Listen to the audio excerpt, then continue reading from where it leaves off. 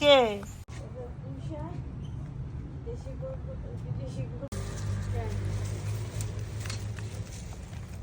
এই যেগুলি ই করবেন, সেল হয়ে গেছে। এই তো গেলাম।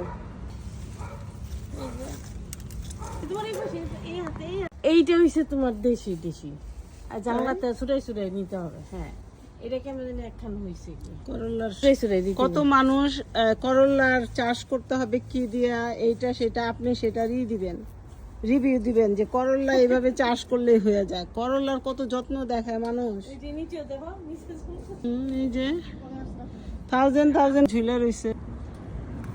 সুবহানাল্লাহ। এই যে নিচে শুধু করল্লার হ্যাঁ কমাবো। আর আর কমাইছি তো। ফাঁকা হইলেই করল্লা সুন্দর এই ধরে দেখো, পড়ে। ক্যারেক্টার দেখে আমার এত ভালো লাগছে যে আমার কাছে সুন্দর তার লাগছে। হাতের এগুলো আমি খুঁজে